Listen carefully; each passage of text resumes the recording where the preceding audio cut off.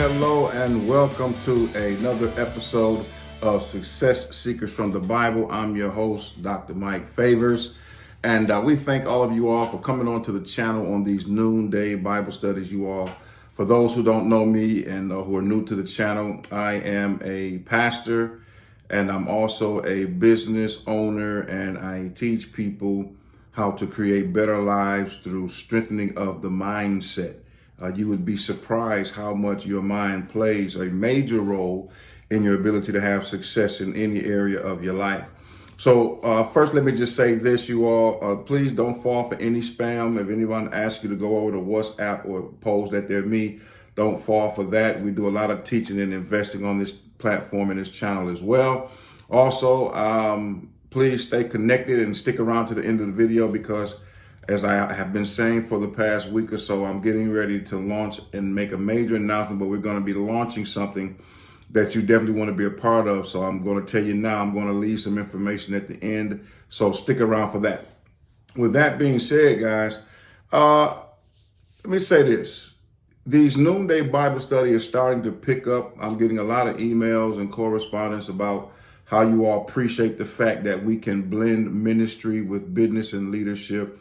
And it's been a joy for me as well. So don't forget to leave a comment down here. Don't forget to like and subscribe to the channel. And for all the new subscribers, we appreciate you once again. So today, you all, I'm excited to talk about a particular subject. And you know this particular subject. You know, you've read it before, but I got a different twist for it. As always, y'all know what it is. So I want to ask you to do me a favor today and share this transmission with your family and friends, because, hey, sometimes, y'all, we need to just read the Bible line upon line, precept upon precept, so we can understand what it's saying to us, okay? So that being said, I want to invite you to go to the gospel as recorded by Luke. The gospel is recorded by Luke. We have two scriptures here, but I want to read one that is important in your hearing, and then we're going to go and expound. And of course, I'm going to try to keep this to about 10 to 15 minutes for you, so we don't take up too much of your time.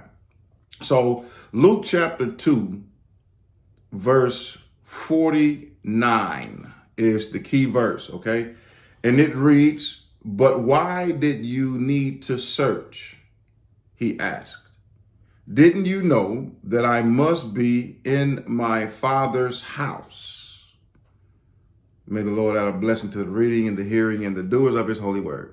Now, you all, this particular text here is where Jesus and the family goes down to Jerusalem for the Passover festival. Now, I'm reading in the New King James Version. And the Bible says in verse 42, if we back up, when Jesus was 12 years old, they attended the festival as usual. After the celebration was over, they started home to Nazareth, but Jesus stayed behind in Jerusalem. Now, it's very important that you know that around this time, it was customary, according to the Jewish traditions and laws, that they were required to go down to Jerusalem 3 times to celebrate the great festivals. You can find this over in Exodus and in Deuteronomy. And they also, one of those feasts was the Passover. And the Passover was celebrated, followed immediately by a week-long festival of unleavened bread. Passover from Egypt, when God dealt with the firstborn sons, and they celebrate the Passover feast and things of 3 annual festivals. And this is why Jesus is down here. Now, at the age that Jesus is, at 12 years old, you all, he could be looked at as a boy or a young adult. So Bible goes on to say that after the celebration was over, they started home in Nazareth, but Jesus stayed behind in Jerusalem. His parents didn't miss him at first because they assumed he was among the other travelers. Now, here's the thing, you all. When you go down, or in this particular piece, when they would travel to Jerusalem through the land of Palestine and things of that nature, you had robbers, right? So they would often travel in what we would call caravans. Now, these caravans, you all, were structured systematically, once again, to stave off robbers. So the women and children tend to travel up front, and the men would travel behind to protect, from people trying to come up behind them and rob them and so on and so forth. Now, at the age of 12, remember that in the Jewish community, they have bat mitzvah, bar mitzvah around that age, 12, 13. So in one aspect, Jesus could be considered still a child, but on the other aspect, he could be considered as a young adult, which meant he could have traveled with the women or he could have traveled with the men. Now that's very important to understand, because when they begin to leave and travel back to where they were from, then you to Nazareth, you got to understand that it's easy for the parents to think Jesus was with one or the other. If the women is up front, then the dad could have thought he was up front with the mother. If he was not up front with the mother could have thought he was behind with the father. Okay. So that's very important for perspective. So now when they couldn't find him, they went back to Jerusalem to search for him. And 3 days later, they finally discovered Jesus where? In the temple, sitting among the leaders and the teachers, listening to them and asking questions. And all who heard Jesus, of course, y'all know the story. They were amazed at the young man's doctrine and him asking questions. Now, I would liken to think that at this particular time, Jesus understanding who he was, because we're going to find out from verse 49 that he understood his relationship to the Father and him being called the Messiah. Now, at the birth, few years prior, you understood that Herod was killing the firstborn sons because they found that the baby was born in Galilee, right? That's where we get the nativity scene. So here it is. I can imagine Jesus was like, I wonder if they're going to be discussing this topic, and perhaps he, trying to get some insight and some intel on what they were thinking, because once again, years later, Jesus used to ask the disciples, who do men say that I am? Okay. So now watch, y'all. His parents didn't know what to think. Son, his mother said to him, why have you done this to us? Your father and I have been frantic, searching for you everywhere. Now check the response. Okay. But why did you need to search for me? He asked. Didn't you know I must be about my father's house? Now in the King James version, the regular King James, it says about my father's business. That is what I want to talk to you all today. The thought today about being about your father's business. And so I want to call this topic today, the family business. All right. The family business. Now, please understand that the term for business simply means a person's regular occupation, profession, or trade as it relates to commerce, how you're taking care of yourself. We know by trade, Jesus was an artisan. Some people say a wood maker, so on, but artisans deal with wood and stone. So by trade, he said, I must be about my father's business. So we all have some type of business. The old school parents used to say, when they found folks gossiping, they say, why don't you mind your business? Get some business with yourself. Go do something. So whatever happens in your household is your business. Whatever happens in your mind is your business. Whatever happens in your finances is your business. So I kind of want to open you up today as it relates to what does it look like to have business, okay? Now, for Jesus in this text, if we skip to Luke over to Luke chapter 4, he tells us a little bit about his business when he said, the Spirit of the Lord is upon me and has anointed me to bring good news to the poor. I want to stop right there and insert parenthetically, if I'm poor, if I'm impoverished, and the pain points of poverty, low self-esteem, low confidence, low bad health care, crime rate, stress, all of these things, because in impoverished conditions, people tend to worry about not having enough to support themselves, food, adequate water, and things of that nature. So if in fact what was going on in this Greco-Roman scenario, you have Jesus now saying that the Lord is upon me and has anointed me, which means giving me a certain amount of grace to bring glad tidings to the poor. What would be considered good news for the poor? I would like to say it would be simply how not to be poor anymore. All right. That means the business of the poor people is affluence. Come on, y'all. Affluency. So now you have Jesus, who's given us a glimpse of what it is that he's called to do in terms of teaching the people and some other things. But I would suggest to you that is also a part of your father's business. Now, one of the resources that I like to use here on these noonday Bible studies, I tell you all the time, this book right here is called Business Secrets from the Bible, Rabbi Daniel Lappin. If you don't have this book, y'all get this book. You know me. I'm going to give you the nugget. I'm going to give you the secret to the stuff. Here you go.